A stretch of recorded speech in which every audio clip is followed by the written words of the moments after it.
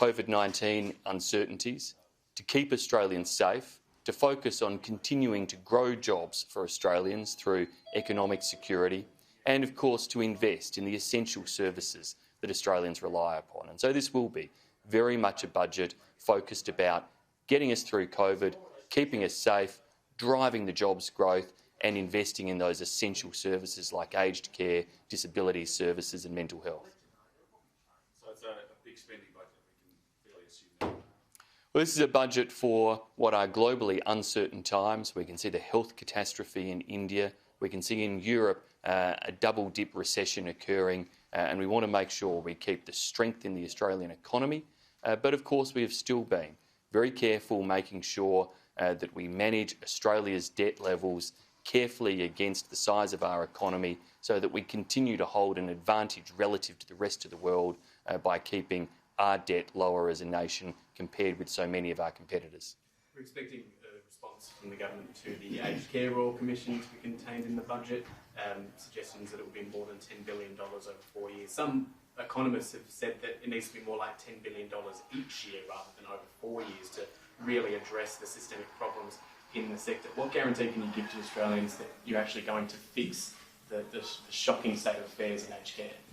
People will see that tonight's budget has a comprehensive response to the Aged Care Royal Commission, which our government initiated, and that we are investing significantly in that response. It's a once-in-a-generation step up in investment in aged care that is comprehensive. It will touch on issues of safety, on issues of quality, on issues of workforce and on issues of availability.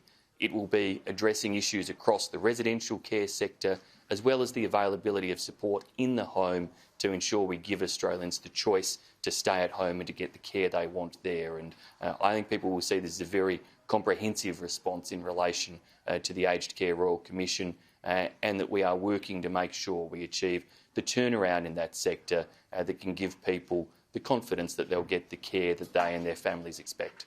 On the issue of the NDIS, we're expecting to see that the cost of the program is going to go to $30 billion more than what Medicare actually costs.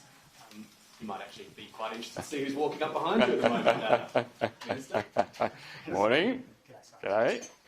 $30 billion cost of the NDIS at a time when there's a debate about the sustainability of that system, pursuing changes like the use of independent assessments. Again, what guarantee can you give to the public that you're not going to see that rise in cost as an opportunity to cut a program that is so vital to the lives of so many Australians? Our government promised to fully implement and fully deliver and fully fund the NDIS, and that's what people will see in tonight's budget, that we are fully funding the NDIS with more than $17 billion in additional funding that is supporting a record and growing number of NDIS participants, exceeding some 500,000. Now, this is about delivering a program that is life-changing for many Australians, that is world-leading in providing this type of insurance care and support to people living with a disability, and that we are proud to have implemented.